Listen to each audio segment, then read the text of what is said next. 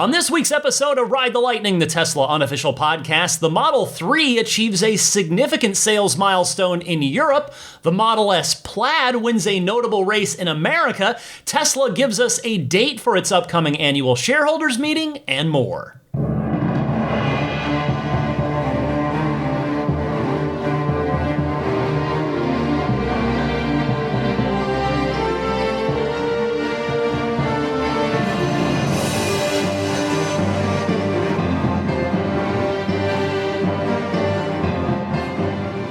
Welcome, friends, to episode 353. That is a palindrome of Ride the Lightning, your weekly Tesla unofficial podcast for May 8th, 2022. And that means I want to say Happy Mother's Day to all of the moms listening to the podcast, including my wife, who unfortunately has no choice but to listen to this podcast every week involuntarily while I record it with my very loud radio voice from across the hallway.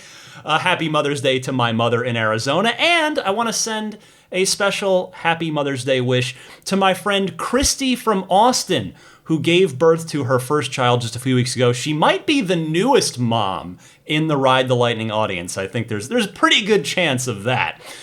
What else can I tell you? One more note before I get started with the Tesla news. For my California listeners this week, the various California Tesla owners clubs are putting on their second annual California Takeover event. It will be a gigantic meeting in San Luis Obispo. Should be a really cool event, so go to teslatakeover.com to learn more if you are interested. All right. There is plenty to talk about in the world of Tesla news this week.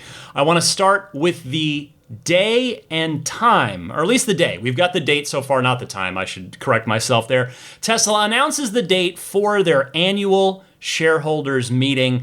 It will not be in the what had mostly been usual early June timeframe, which obviously would have seen it coming up in just a month from now had it stuck to that.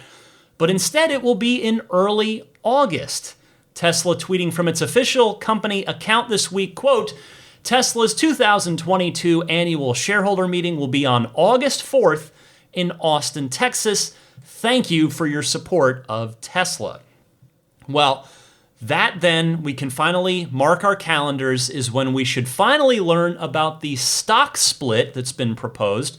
And in fact, we should learn at that point both whether it will be approved by shareholders and, assuming that it is, how many ways the stock will split.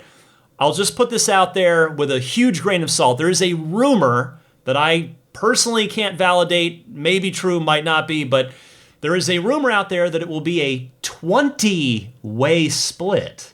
But that is nothing but a rumor for now. We should know more in about 3 months from right now, 90 days. If you're interested in going, because it's now, this is going to be the first in-person, at least I am presuming that it is going to be in person. They did not specify that it was going to be a digital-only event, which is what it was last year. And then, of course, in 2020, it was here in California, in Fremont. It was part of Battery Day. It was combined with Battery Day.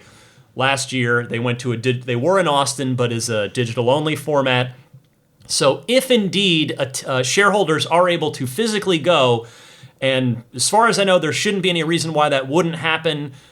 All restrictions, COVID restrictions, have been lifted in Texas, so presumably Tesla will have this with shareholders able to attend. So any Tesla shareholder can attend the meeting. You have to verify your holding, your shares, but space is usually limited. That's what I wanted to tell you. You'll have to register ahead of time, and then what's going to happen is it is a first-come, first-served situation in terms of seating. So, and by that I mean on the day of. You can register for the meeting, register your shares at any point. It's not first come, first served there, but the day of, it will be first come, first served in terms of the seating. You'll receive an email if you are a shareholder from the firm that you have your shares through with instructions on registering. You should see that in the next probably 30 days or so, if I remember correctly, from last year. Now, a reminder, one of the reasons you might want to go, besides just to go, is that shareholders in attendance have a chance to ask questions of Elon and the executive team during the meeting. There have been both really great questions asked over the years and some silly ones too, if I'm being honest. I was lucky enough to get to ask one at Battery Day, which I've played on the podcast before, so I can at least chalk up. I've been lucky enough to participate in this.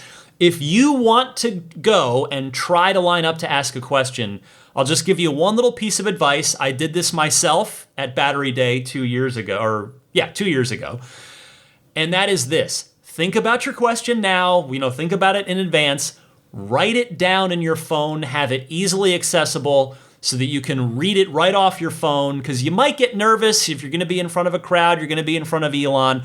It's totally a human reaction, so have it written down, have it ready to go.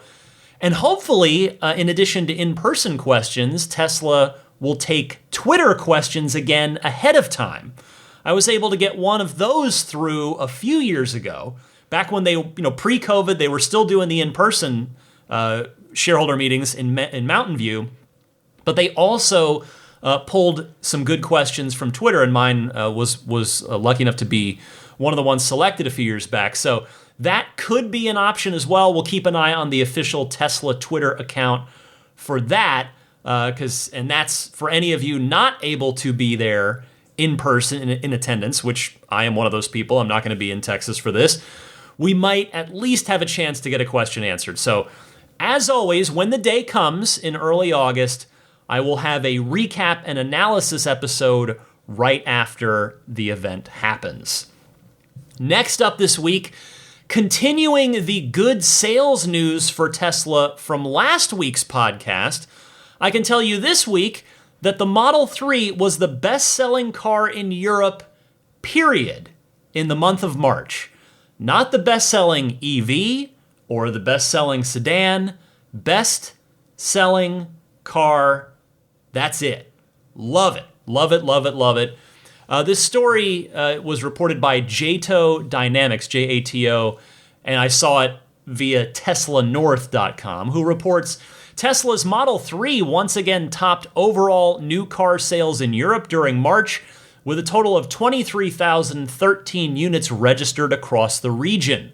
Model 3 sales were down 3% year over year from the 23,758 units that were registered in March of 2021, but that dip seems relatively insignificant given the European automotive market as a whole slumped 19% from 1.37 million new registrations in March of 2021 to just 1.12 million in March of this year. Quarterly new car registrations were down 10% year over year from 3.05 million units in Q1 2021 to 2.73 million in Q1 of 2022, the lowest seen since 1985.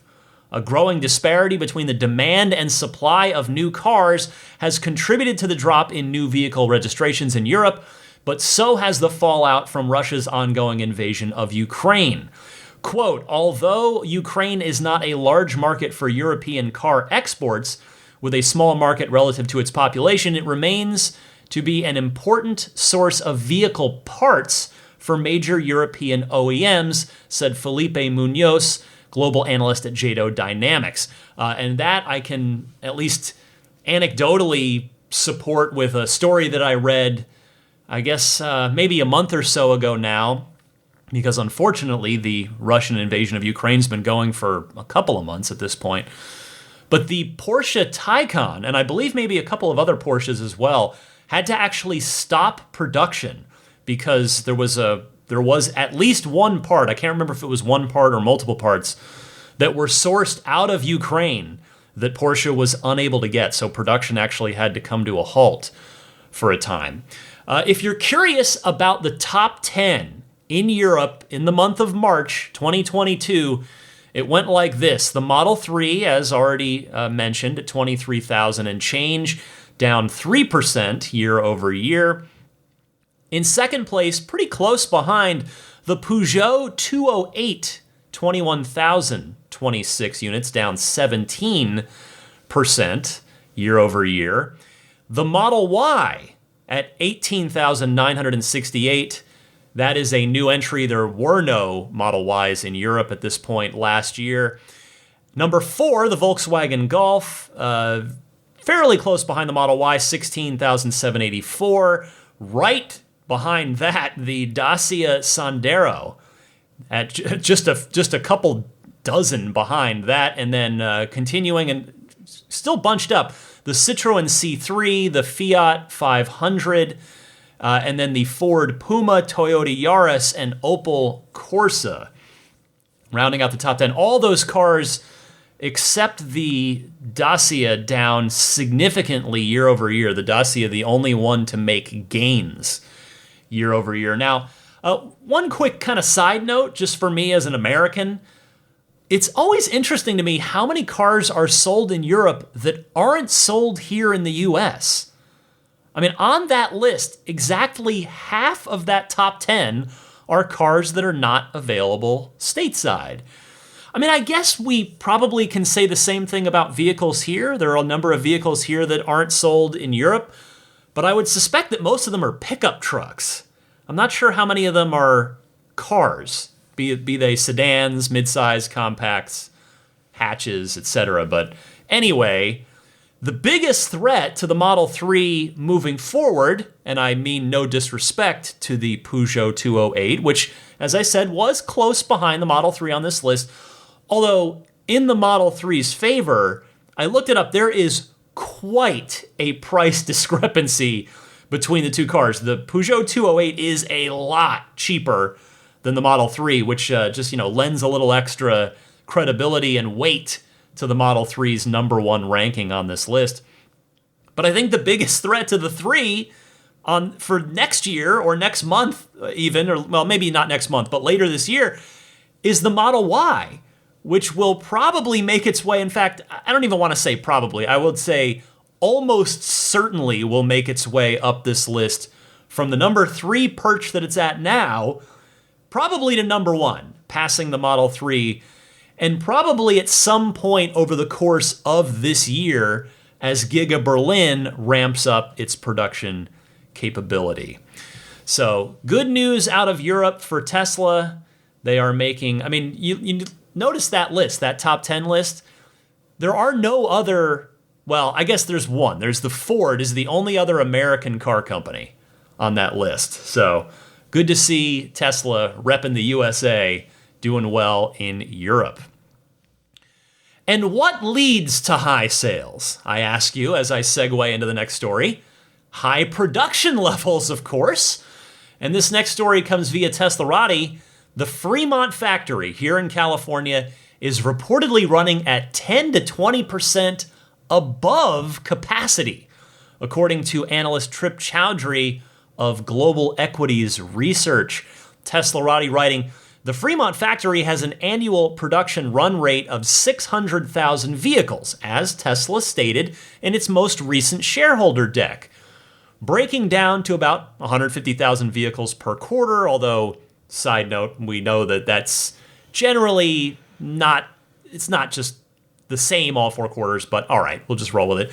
Tesla could be operating with at least 30,000 additional cars coming out of Fremont in Q2, a hefty supplemental number to accommodate lost progress in Shanghai this quarter. Chowdhury said his routine checks on Tesla's Fremont facility had been evidence of a massive production push in Northern California. This month especially has shown major progress. Quote, May 2022 is off to an extremely strong production, shipments, and deliveries. Extremely strong start. There's a word missing there. Chowdhury said in a note, Fremont factory is running 10 to 20% above capacity, he says, and comments as well that, quote, Q2 is shaping up to be a monstrous quarter. The note also stated that recent imagery of the Fremont factory seems to show more logistics vehicles arriving at Fremont, especially when comparing daily pickups of completed cars to the first quarter. Chowdhury estimates there are at least 20% more shipping trucks arriving at the facility compared to last quarter, which could indicate any number of things, including an increased need for vehicle haulers to push completed vehicles to their customers. I'll give you my quick anecdotal version or contribution to this, I guess would be a better way to say it, which it's not really a contribution because it's just a random observation that's not based in any sort of data or actual analysis on my part. But in my travels around the Bay Area, I often see, particularly early in quarters, I often see car carriers loaded with Teslas coming north up Highway 101, heading for the port in San Francisco, where they're going to get shipped out. I have not been seeing very many of those. In fact, as I now think about it, as I'm saying this, last weekend when I was out and about, I saw a few car carriers worth of S's and X's. Not sure if they might have been going to Europe or not. I did not see the, wide, narrow, rectangular European license plate brackets on them, as I do see on the 3s and the Ys that I see shipments of go out.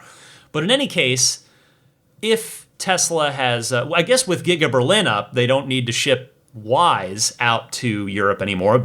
And then the 3s going to Europe are coming, I think, mostly out of, if not entirely, out of China. But obviously, these cars are going somewhere. They're going elsewhere in the United States. The waiting list, as many of you probably know because you're on the waiting list, a long list for the Model Y and the Model 3 as well.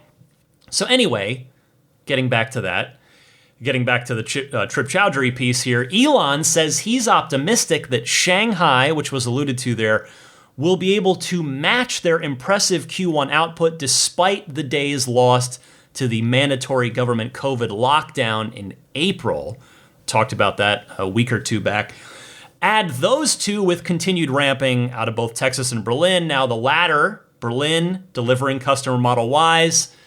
The former, Texas, at least as far as we know right now, still only delivering standard range all-wheel drive Model Ys to employees. But that's bound to end quite soon, because if you just look at the math on it, you got 110,000 Tesla employees worldwide. How many of them would want that specific Model Y, the standard range, all-wheel drive Model Y, 279-mile range, $60,000 vehicle? Some of them, certainly, but it can't be that many with production continuing in Texas. So I just have to imagine that Texas-built standard range Y with the 4680 batteries and the structural battery pack is going to go on sale publicly any day now at this point. I know I've said that the last couple of shows, and I'm really surprised it's taken this long, honestly. But it's got to happen anytime now, or Texas will also start production on long-range Model Ys and performance Model Ys as well.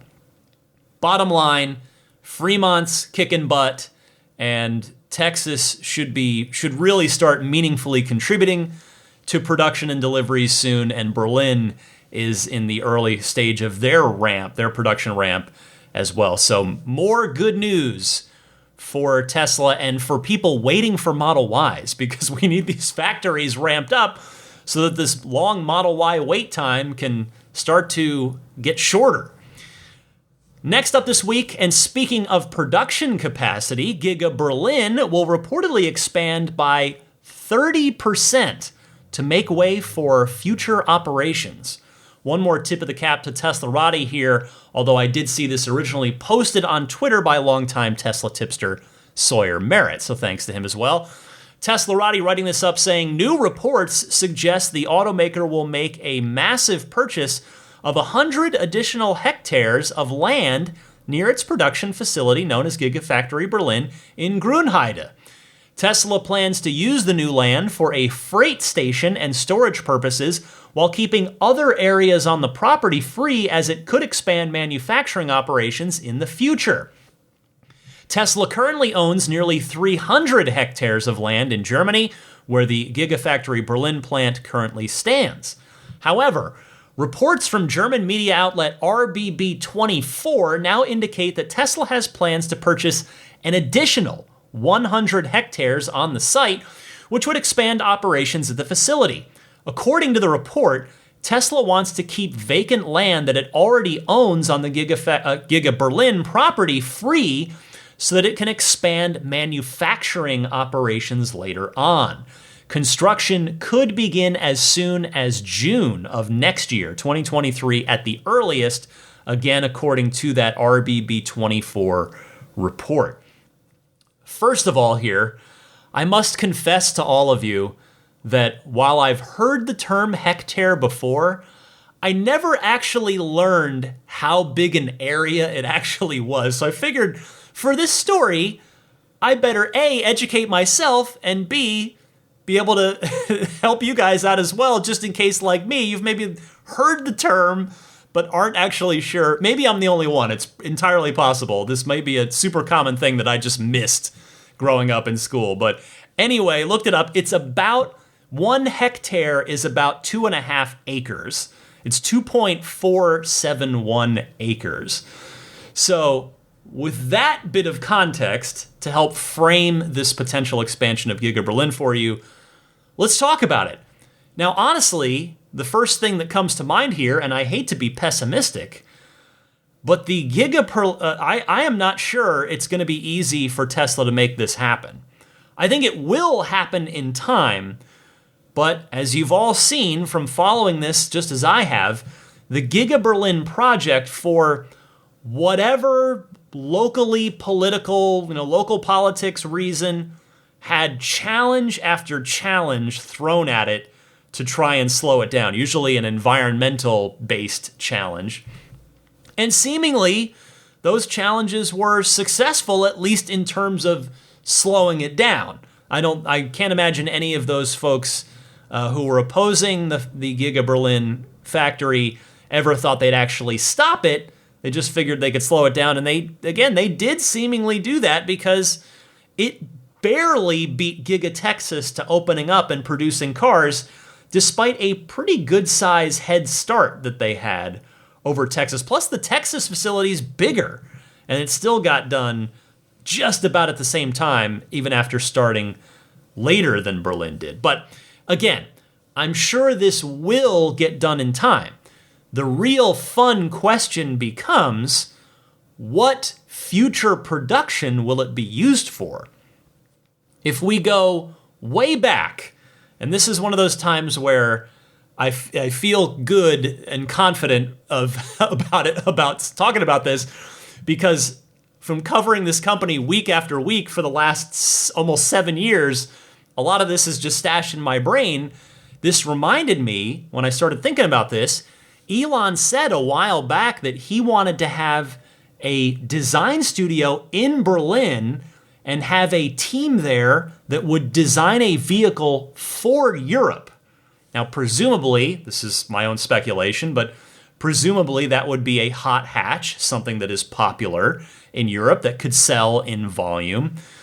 So we'll see. But the question really is that even still in the long-term plan now that the robotaxi's been turned into its own vehicle and moved into the cleanup spot in the Tesla batting order right now behind the Cybertruck, Semi, and Roadster. See, anytime I can crowbar in a baseball reference, I'm going to do it. But anyway, we know that Tesla has to break into more vehicle categories. A lot more, in fact, in order to achieve its goal of producing, as you've heard many times now over the last 2 years, 20 million cars per year within the next decade. That is the goal by 2030, to be producing 20 million cars a year. Model Y demand, as great as it is, would, at best, account for maybe 10% of that 20 million per year. So that means there will be more cars. A minivan seems like a good idea. A hot hatch seems like a good idea. Perhaps a smaller truck, whether it's a cyber vehicle or a more traditional pickup. A coupe could be awesome.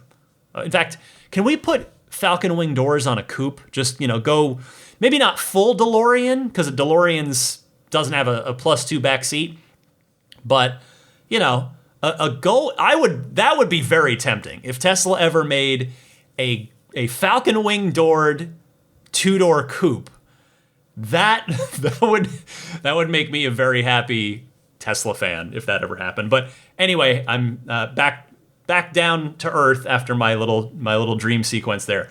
You've got full-size van, big market, potentially Sprinter vans, huge market, et cetera, et cetera. There's so many more vehicle categories that Tesla can and probably will break into at some point. So presumably, if Berlin does, when Berlin makes some more vehicles, they would probably maybe make the vehicles that would have the highest demand in the European market, whether it's the hot hatch, Sprinter van, et cetera, et cetera. That would seem like a likely way to go. The point is there are plenty of veins left to mine in this transition to electric vehicles. Finally this week, here's a fun one. The Model S Plaid has emerged victorious as the overall winner of an event called the One Lap of America Racing Series. I want to say thank you to the Tesla Motors Reddit, which is where I saw this. Mountain Pass Performance, who, if you're not familiar with them, they do aftermarket performance and suspension mods for Teslas. They posted this, and I'm going to go ahead and read it to you here. They posted, "What a day for the Plaid. Andy managed to win today. Not his class. Overall, he beat out every single car at one lap today in Nashville, including modified top-flight sports cars driven by hired professional drivers. We couldn't be more proud, and to be honest, never expected the car to be able to outright win a single event. No matter what happens from here on out, this is a major achievement and the first time an EV has won a round of One Lap of America. I don't think anyone had it on their radar that this was possible. A very large 4-door, 5,000-pound sedan beating out purpose-built supercar machinery. Wow. We're a bit proud, and Tesla should be as well. We improved the car, but they built it.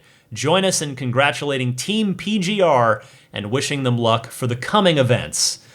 So, and they mentioned, in addition, our friends at Pfaff Motorsports won IMSA GTD Pro in their plaid-wrapped GT3R. Congrats, boys. So, good stuff as EVs start to now intrude upon the motorsports, and specifically the winner's circles of motorsports against gasoline-powered vehicles.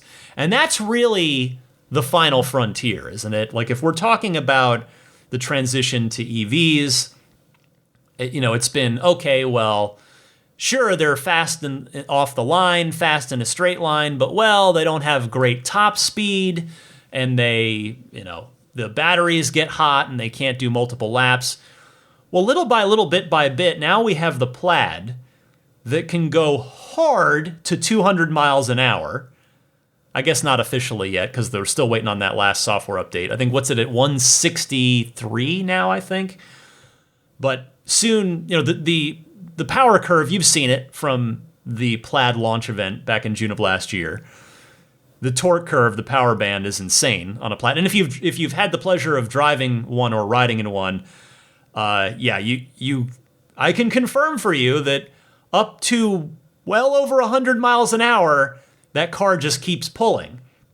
So, and having, again, had the good fortune to be at the Plaid launch event, Tesla had a number of Plaids doing those hot laps on the test track in Fremont, and those cars were just running all night long. At all states of charge, they would just go and go and go. So the heating issue becoming less of a factor, the longevity issue less of a factor, the top end less of a factor, and now you're seeing electric cars start to enter the winner's circles in events that feature gasoline-powered cars as well. So that's awesome to see, and Of course, the ultimate, as stated by Elon 5 years ago, 4.5 years ago, will be the Roadster, whose entire point of existence is to forever and definitively forever end the argument that EVs are not superior in every way to a gas-powered car. So it's cool to see the 5,000 pound, as Mountain Pass Performance said, it's cool to see the 5,000 pound, the 2.5 ton Model S doing work and emerging victorious in these kinds of events. And by the way, I think Elon would approve of the winning Plaid's point total in this circuit. You want to guess how many points the Mountain Pass Plaid finished with? If you're guessing 420, you'd be correct. You can't make this stuff up, my friends. It can't be done. Of course, a Plaid won the event with a point total of 420. You gotta love it. Oh, silly me, I forgot to tell you the details of the event. Just the One Lap of America event.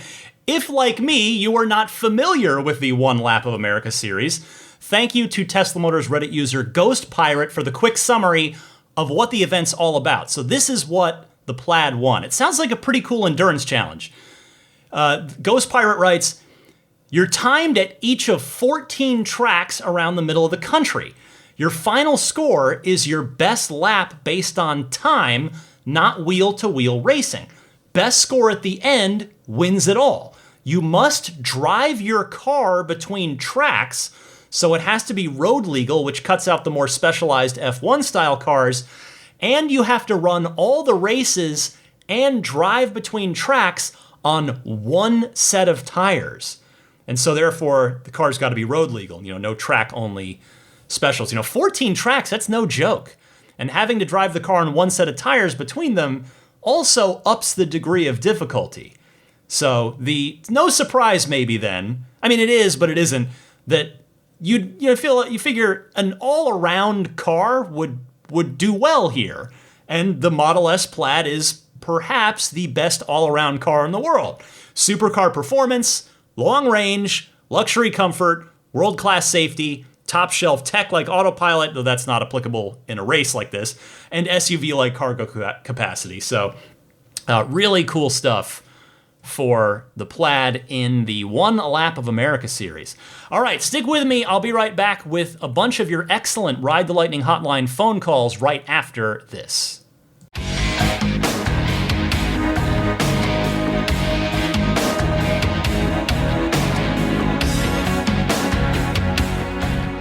Time for the Ride the Lightning Hotline, your chance to call in and be a part of the podcast. Be heard, literally. I would love to put you on if you've got a good Tesla question or comment or discussion topic. Dial me up. There are one of two easy ways that you can do that.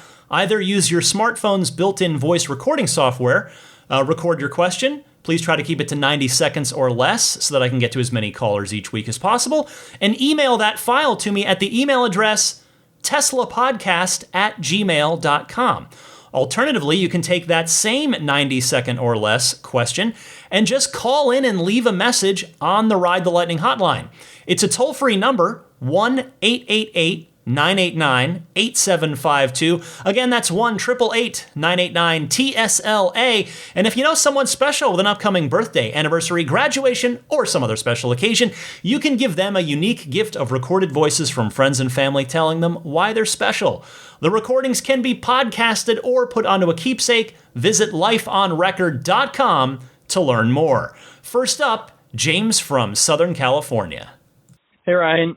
This is James from Southern California calling in. My delivery date's coming up. I recently received a 2-week window for a rear-wheel drive Model 3, and I'm coming up on my 7th month order-versary as well, so I've been waiting over half a year. And so as my order comes up, hopefully, fingers crossed, I just had a few questions. First, I've been hearing rumors that Tesla's removed the matrix LED headlights from the lower trims of the Model 3 and left it solely on the performance. which would be a bummer because that's one of the features I was really looking forward to in the future. So I wanted to hear your thoughts about that. And then secondly, I wanted to ask about the sort of ambient lighting inside the base model. Because it's all wired up. I know it's there, but it's sort of software disabled. And you've been following Tesla longer than I have. So do you think there's a possibility that in the future there might be a sort of software update that allows you to even pay for these? I'd gladly pay $50 or $100 to have my feet lit up, especially on such an expensive car. So, yeah, thank you for all you do. The podcast has been sort of holding me through these past 7 months. And so, yeah, thank you. James, I am happy that the podcast has been helpful to you, and I will do my best to be helpful in response to your call here. First, yes, I have also seen the same reports of recent non-performance Model 3 deliveries having the regular headlights and not the newer Matrix LEDs.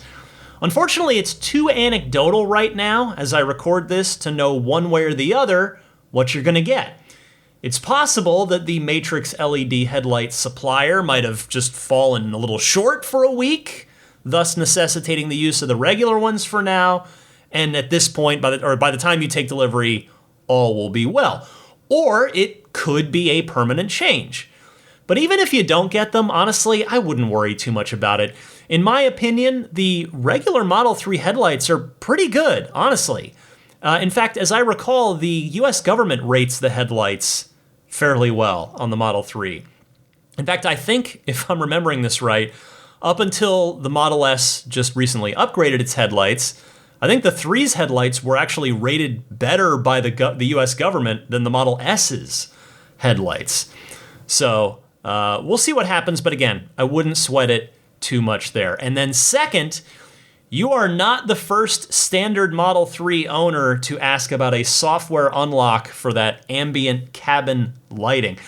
It seems like a layup for Tesla to add that to the upgrades menu in your Tesla app. It would cost them next to nothing to do, and any takers they get, it would just be gravy. That's all that money would be. I haven't heard anything, so unfortunately I can't be concretely helpful for you on this one. But I do think the chances are fairly good that it will happen at some point. So congratulations on your upcoming delivery. And please enjoy that long-awaited delivery day. It's such a fun, special day. I have very fond memories of mine. And I hope you have a great day as well. Our next caller is Ethan from California. Hey, Ryan. Ethan here from California. First-time caller, long-time listener. I'm just calling in response to, I forget who it was last week who was talking about installing a destination charger at their building. Then they weren't sure if they would be the only one using it or not. I would like to point out that if they get a Gen 3 Tesla destination charger, there is a software lock on them now where you can actually limit who can charge there to either only Teslas or to VIN-associated Teslas. So you can just plug the car in, go into the settings, and say that the car that is currently charging is the only one allowed to charge there. And that way they can make sure that they're not paying for other people's charging. Well, thank you, and I guess that's it. Ethan, thanks for the call. Yes, that was Oliver from Delray Beach, Florida, who I hope is listening, because your call and the next call are both for him. So, and anybody else that might find it helpful. So I appreciate your response, Ethan, because it is a helpful one, hopefully for Oliver, and again, hopefully for others as well. And now that you've jogged my memory on that, I can also add that at some point, hopefully sooner rather than later, Tesla is also going to be adding the ability to bill people through the Gen 3 wall connector and its Wi-Fi connection as well. So that could make it enticing to Oliver, and specifically Oliver's building manager, in that if and when he ever moves out, that building manager might want to try and buy the charger from him and continue using it for future tenants. So thanks, Ethan, and let's get one more call on this topic. I put out the call for help to the Ride the Lightning audience, and you guys responded, which I sincerely appreciate, and I'm sure Oliver does too. So here's Andres from South Florida, also responding to Oliver. My name is Andres from South Florida. I'm calling in as I heard the request in question that Oliver had around installing a home charger at his building. Believe he's in Miami. So I have some experience. We do have assigned parking outside on my house, and it's no garage, so I had to install a charger that stands right next to my parking spot. I was lucky enough to be close enough to my home that I had an electrician put a line directly from my house underground to the charger, so I'm the only one that can charge, as well as I pay for my own electricity. However, I did have to go through the HOA, so the Homeowners Association, but I'm sure that he'll be able to state a good case as to why they should allow him to do it. Number two, if he does install a meter, I'm sure that the Homeowner Association can see that he'll be the only one consuming the electricity. My best practice would be to ensure that you're charging overnight and that you give it a departure time, so that way Tesla, your car, will start charging as late as possible, since obviously rates for electricity are much cheaper in the middle of the night. Hope this helps. Thanks for all you do, and talk to you soon. Some good tips there, Andres. Thank you very much for sharing your experience. Again, hopefully Oliver and perhaps some other folks as well will find some wisdom in that to apply to their own situation out there. Let's move on to other topics. Here's Erin from North Carolina talking Cybertruck. Hi Ryan, this is Erin from North Carolina. I have a question about Cybertruck pre-orders. I reserved mine back in October 2020, and back then FSD was only $8,000. Now, the Cybertruck won't come out until 2023. Do you think Tesla will honor the price that we reserved at instead of the new $12,000 price? Thanks. Erin, you are not the first person to ask this question, nor will you be the last. It is a big question, given the insanely large number of Cybertruck reservations out there. And truth be told, you can make the argument either way, and I think Tesla could go either way on this. On the one hand, Tesla honored it for Model Y pre-orders. On the other hand, Model Y pre-orders were actual $2,500 orders and not simply $100 reservations. There is a big difference there.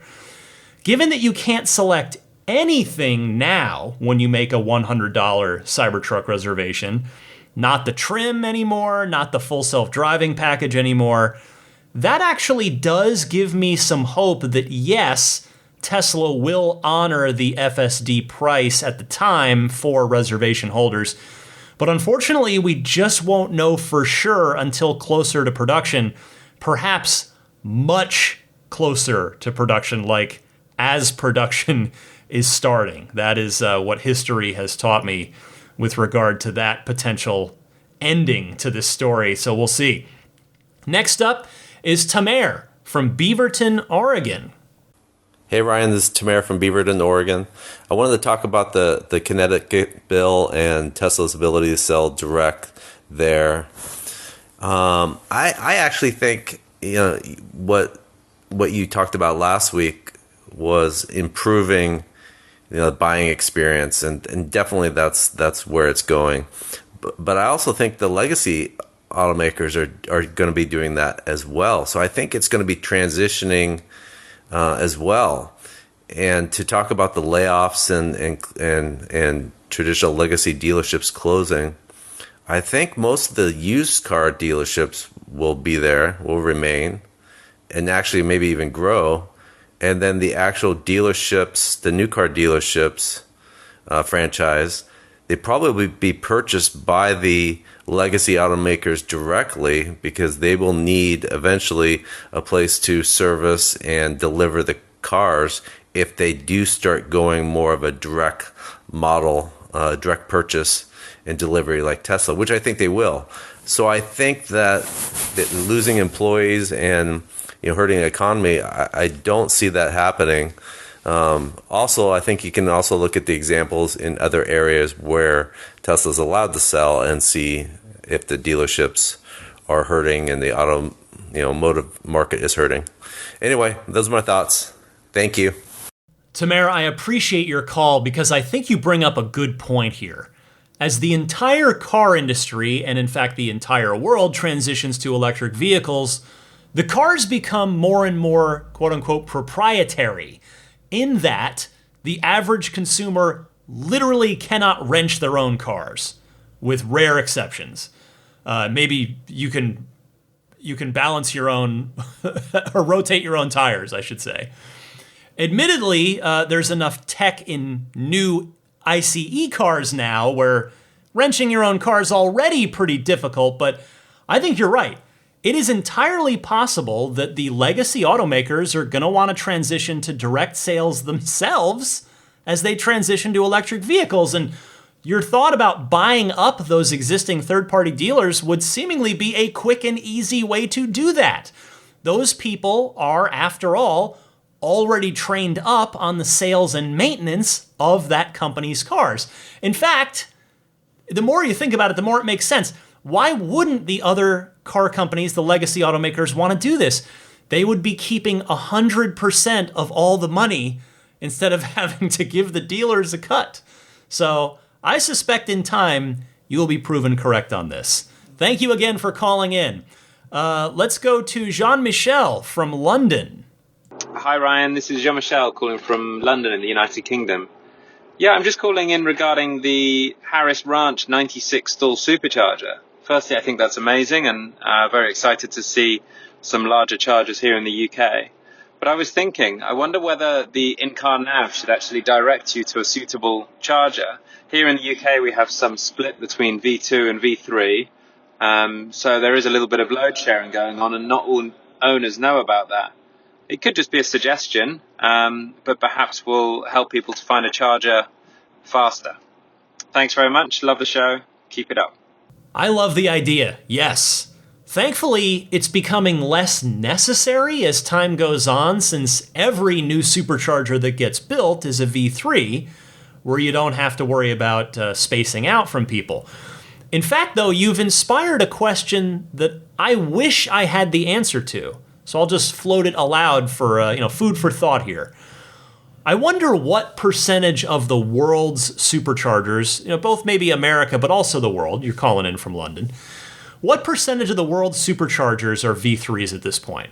Like, have we reached the tipping point where the V3s outnumber the V2s?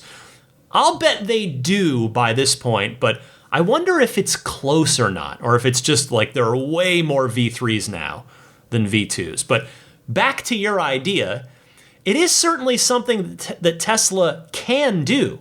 They update the status of the superchargers every 5 minutes in the in-car display. And as you know, they now tell you also which specific stalls are out of order, if any. So a recommended charger is certainly a thing that I think would be on the table, and it would be great to see at the existing V2 superchargers specifically. Thank you so much for your call. Let me go next to Daniel in Austin. Hey, Ryan.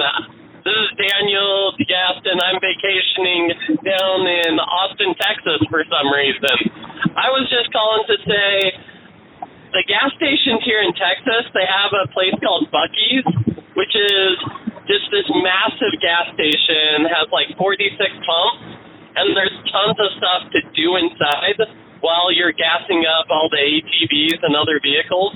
I was wondering, do you know if Tesla has any plans to convert like Kellen City or other superchargers to be very road trip centric supercharging stations where there's stuff to do inside? Daniel, welcome to the podcast and thank you for calling in. Well, I sure hope so, but my gut says that stuff like that is probably going to be more of a future phase thing. The priority now has to simply be getting more superchargers out there. I mean, don't get me wrong. It's great that we have Kettleman City out on that busy Interstate 5 route between San Francisco and Los Angeles. And Kettleman's got that awesome lounge, the cappuccino bar, the merch stand, clean restrooms, little workspaces. It's got a lot of great stuff. And the drive-in that we're hopefully going to be getting in Santa Monica, which would obviously be more of a destination than a road trip stop since it's in Santa Monica proper, there's that to look forward to as well. But I'll tell you, I have no idea, or I have no doubt rather, no doubt that we'll get there in time to more of that kind of thing. Safe travels to you, Daniel. I've got one more call this week. It is from Peter in Wisconsin. Hello, Ryan. This is Peter, formerly Peter from Salem. I called a couple times a few months ago. Now I'm Peter from Amory, Wisconsin.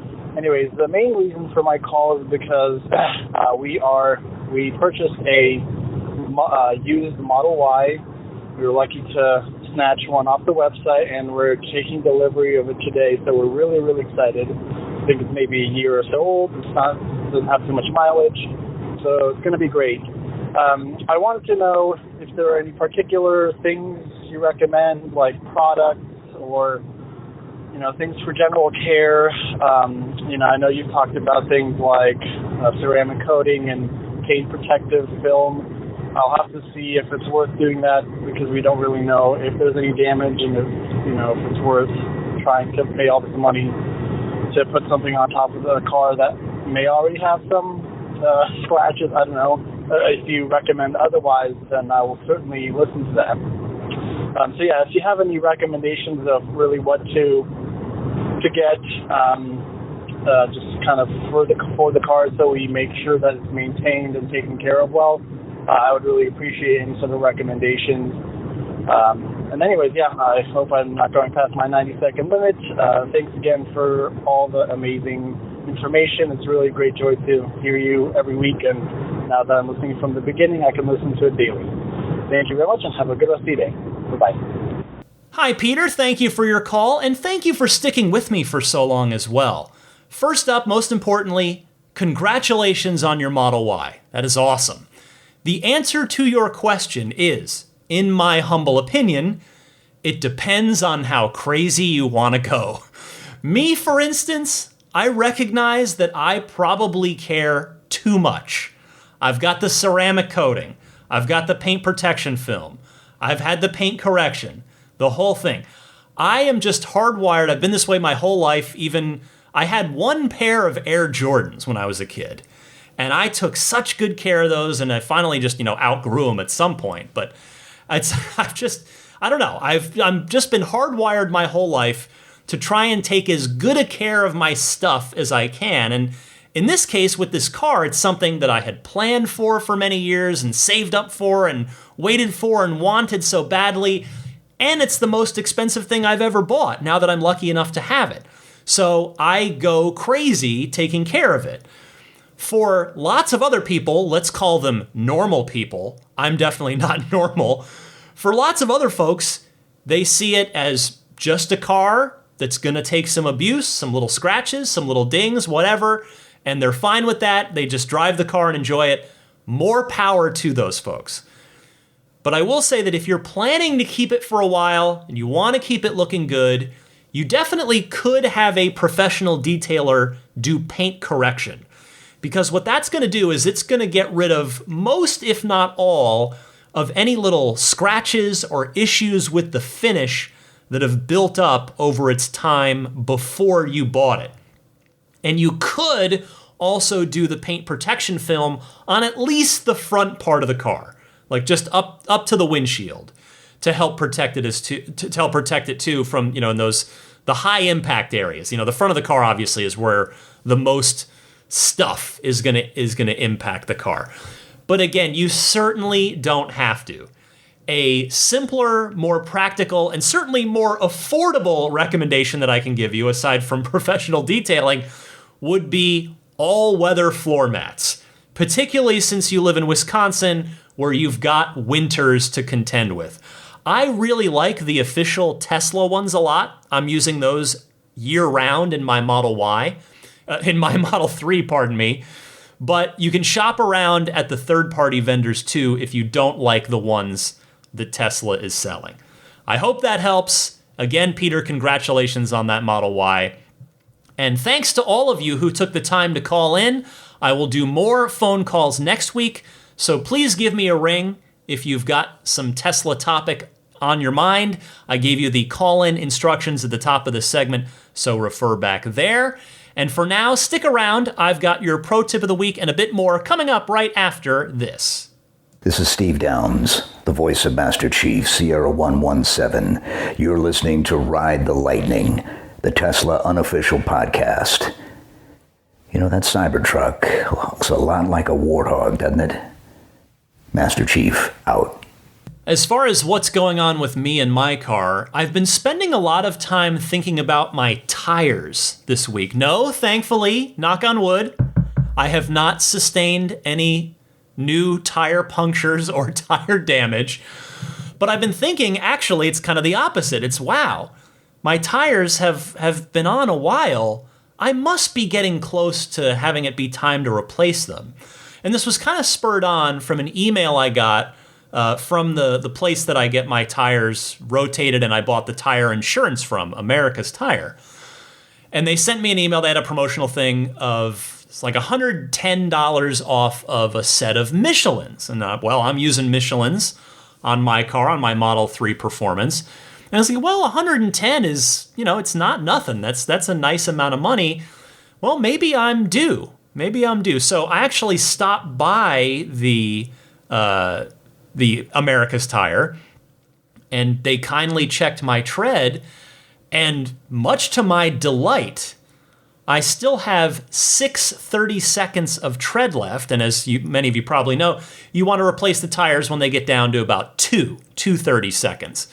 So that's great news. That means I've still got some more meat on these things, and you may be wondering, well, okay, Ryan, how long have they lasted? My first set that, if you've been listening for a long time, you may remember I ended up replacing shortly before. They had a little more life left in them, but really not much. They 2 of them blew out on a pothole on the freeway at high speed at about 16,000 miles. I think it was, yeah. And then I had new ones on, but then I got my new wheels from the referral program, the 0G wheels. So those wheels and tires went on at 21,000 miles. I'm now at 41,000 miles. So these tires have lasted 20K, which most of you are like, that's not very good.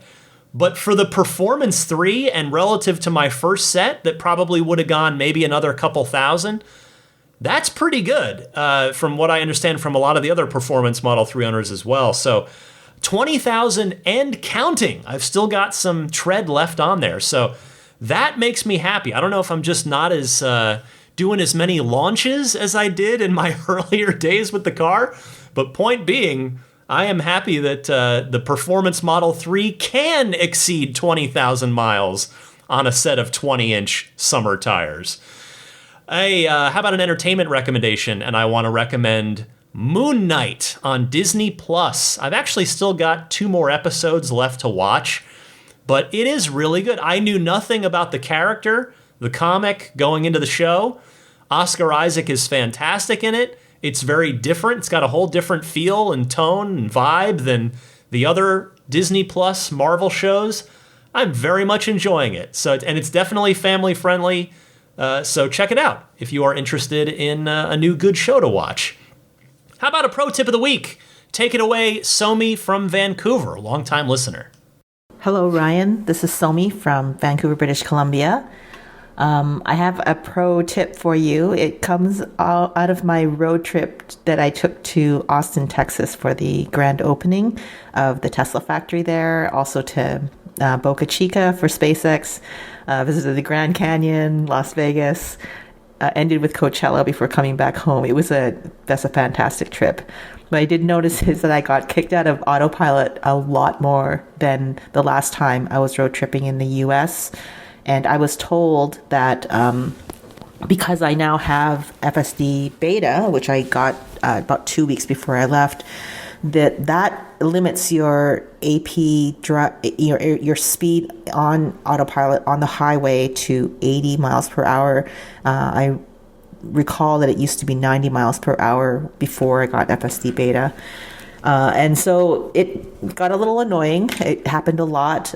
It was especially problematic in California, where they drive a lot faster, in Texas, where the speed limit actually is 80 miles per hour.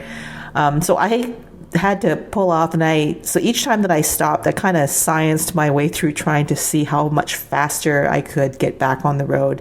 And so this is my pro tip on the fastest way that I know to get back on the road. And that basically is to pull off to the next exit, or to, if it's safe, pull off to the side of the highway, put it in park, press the lock icon, and then you're ready to go. You can literally put it on drive and take off. That's all you have to do. You don't have to get out of the car to wait for it to reset or anything like that. Just park, lock icon, and then you can put it in drive. I hope that helps. Somi, thank you for this. It's true. You don't actually have to spend any time in AP jail if you get thrown in there, as long as you just stop and put the car in park. Apparently, all of the newer Teslas with vision-only autopilot, as well as folks like yourself who are in the FSD beta, which uses vision only, have that 80 mile per hour cap. But the good news is that I believe the limit went up to 90 in the most recent update, or is about to. It's one of those two. So the good news, the next time you do a big road trip, at least with the FSD beta, it shouldn't be such an annoying problem. And I presume that if it's going up for the FSD beta vision cars, they're going to roll that out to the entire vision-only fleet as well. So just like the radar cars can go up to 90, hopefully the vision cars are following suit. And by the way, if anybody else has a pro tip of the week, I would love to hear it so that I can learn something and I can pass it along to the Ride the Lightning audience, and they can learn something as well. So send your pro tips of the week to me the same way that you send the regular hotline calls, which I talked about earlier in the podcast. Time to mention some friends of the podcast before I go, starting with abstractocean.com. They've got all kinds of neat stuff for the S, the 3, the X, and the Y, any of the Teslas. They've got a ton of great aftermarket accessories, from lighting kits to tempered glass screen protectors. That screen protector now, by the way, it's 4th gen at this point. They've revised it a few times. It's got the subtle curve in the bottom of the glass. It's got the aluminosilicate glass, which is the same stuff that Corning uses for their Gorilla Glass. It's got antimicrobial coating, all kinds of neat stuff. So they've really honed that product over the years. Their improved interior LED lighting kits with either brighter white or just change the color. So just take a look, see what they've got. You got nothing to lose. Go to abstractocean.com, see what they've got, and if there's anything you like, throw it in the cart, buy it, but before you check out, use the coupon code RTLPodcast at checkout to get 15% off of your first order. That's RTLPodcast, all one word. The snap plate, meanwhile, can be acquired at everyamp.com/RTL. That is the front license plate bracket that I highly recommend, rather than using the one that Tesla gives you, which uses automotive tape to stick to the front end of your car. The snap plate doesn't do that, and it has a nice minimal look. It can come off easily if you want it to come off, but when it's on there securely. Get yours, again, all 4 Teslas this is available for, everyamp.com/RTL. How about budget safe solar? So every Tesla owner that I know, including myself, has a pretty good idea, if not an exact idea, of how much the electricity costs for the car. Now, that is, we know today, but we don't know how much those rates are going to go up in the next 5, 10, 15 years, unless you've got solar, in which case, you're good to go. You know what your energy costs are. 0. So or at least your electricity costs. So if you have thought about getting solar installed at your home or office, I'd love for you to contact friend of the show, Budget Safe Solar, at their website, budgetsafesolar.com. Their little motto is capping tomorrow's energy costs today. I say it with a cheeky, goofy voice, but that is really what they're out to do, is just, go renewable, get your electricity costs fixed by going solar. You'll be in good shape. And by the way, if you're considering entering the growing field of solar, they'd love to talk to you as well. Learn more and or reach out at budgetsafesolar.com. And if you do decide to go through with a solar order for your home or office, please use the referral code RTL. I would greatly appreciate that.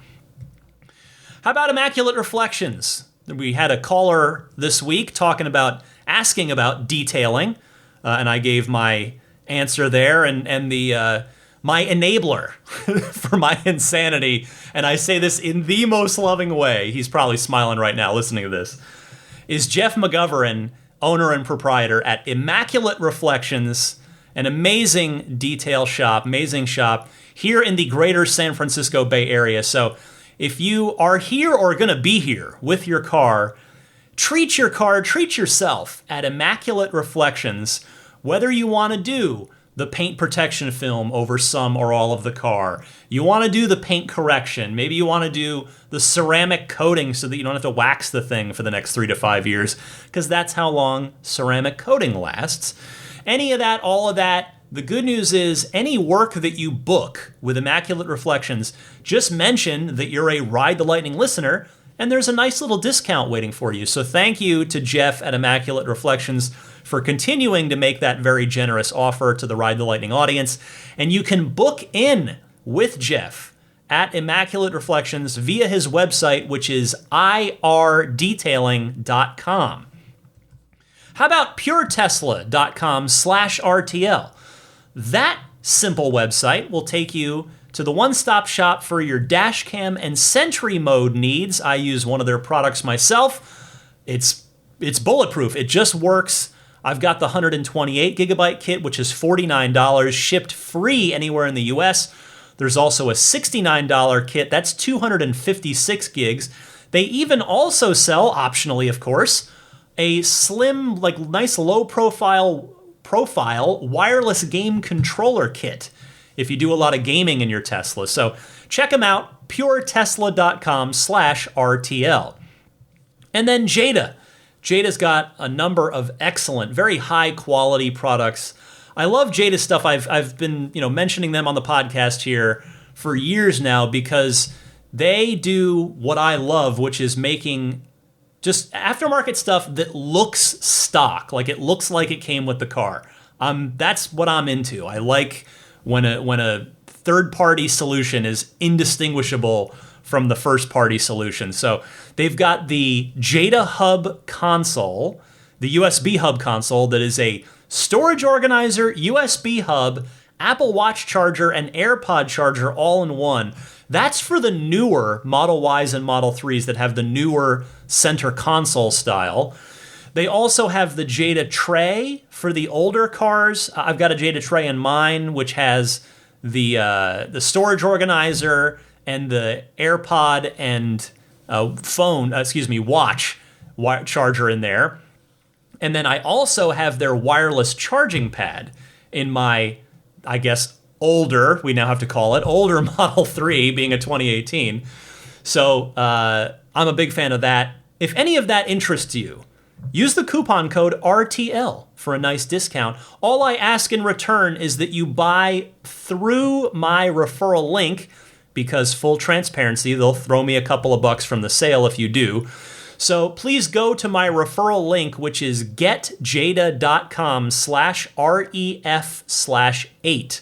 And Jada is spelled Jeda.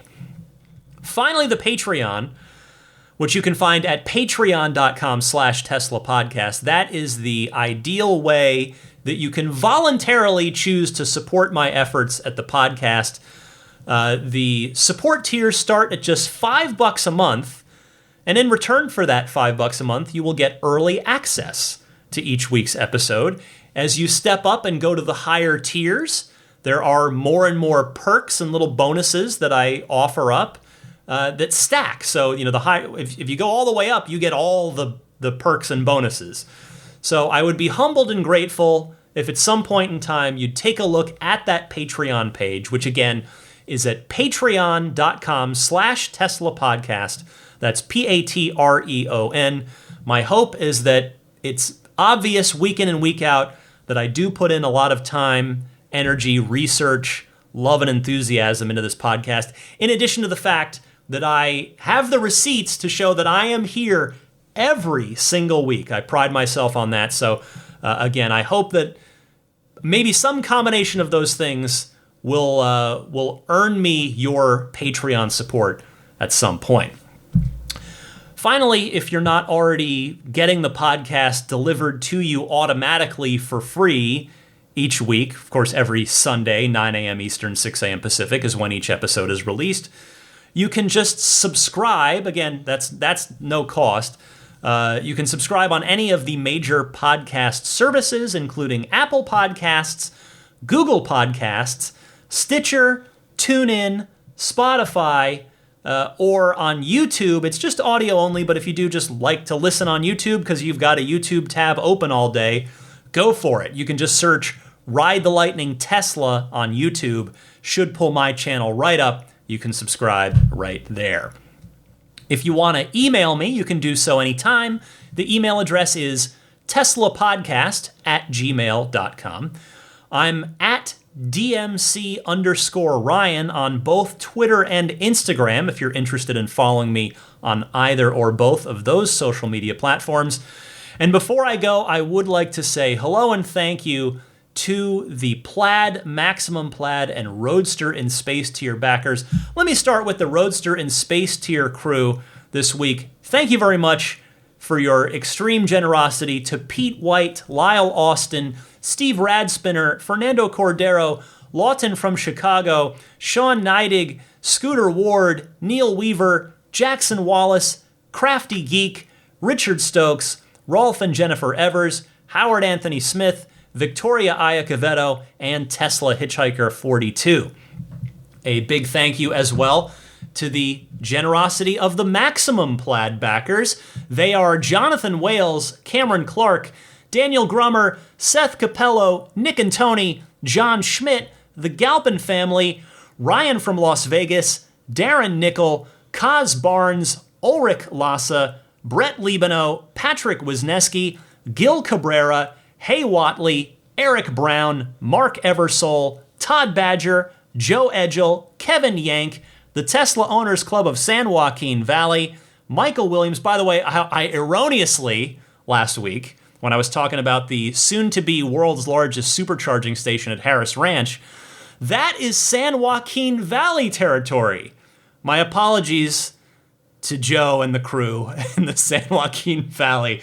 I did not mean to insult you guys on that one. No harm intended. It's all love. Thank you guys for your Maximum Plaid Patreon support.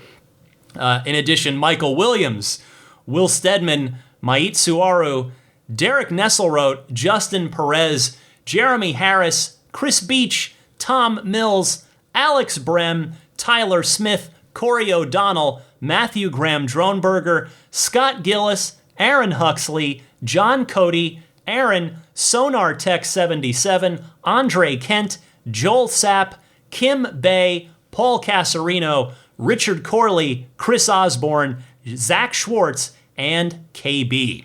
Finally, the Plaid level supporters, some real generous folks that have been supporting me for a very, very long time here. I'm very grateful to all of you.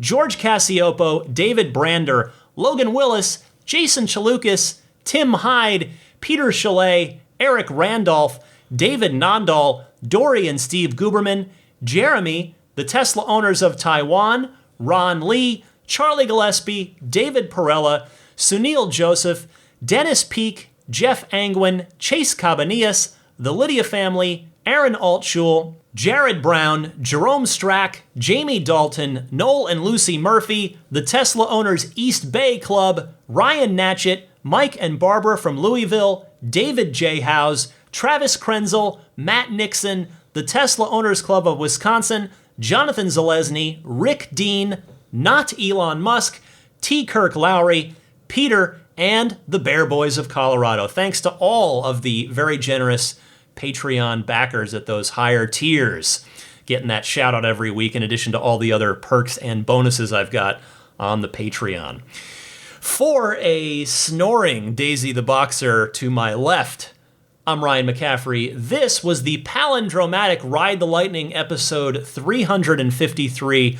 I wish you all a wonderful week, happy electric motoring, and I will see you back here, same time next week.